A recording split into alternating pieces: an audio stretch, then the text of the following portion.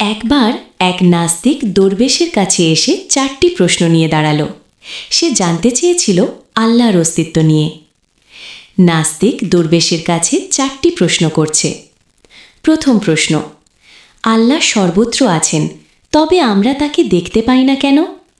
দরবেশ কৃত্রিম রাব দেখিয়ে একটি মাটির ঢেলা ছুঁড়ে মারলেন। দরবেশ বললেন, আমি শুধু তোমার প্রশ্নের উত্তর দিলাম।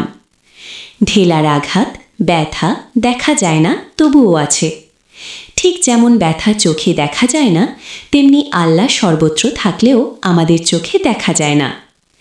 নাস্তিকের দ্বিতীয় প্রশ্ন, না, আল্লাহকে না দেখেও বিশ্বাস করা কেন? চোখে না দেখেও ব্যথা বিশ্বাস করি। যেমন আমরা ব্যথা অনুভব করি এবং বিশ্বাস করি, তেমনি আল্লাহকে না দেখেও বিশ্বাস করা যায়। নাস্তিক তৃতীয় প্রশ্ন করছে, ইবলিস ও জিন আগুনের তৈরি, তারা দোজখে আগুনে কিভাবে পড়বে?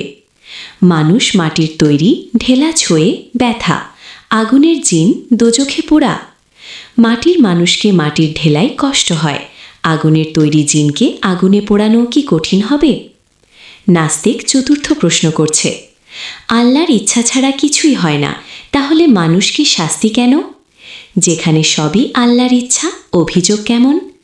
যেমন ঢেলাটাও আল্লাহর ইচ্ছায় ঘটেছে, মানুষের কৃতকর্মের বিচারও আল্লাহর ইচ্ছার মধ্যেই।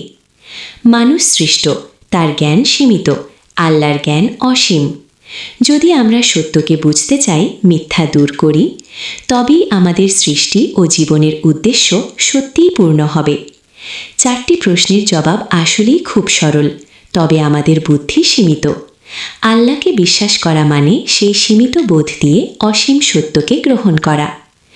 বিশ্বাসের পথ, সীমিত বুদ্ধি দিয়ে অসীম সত্য গ্রহণ।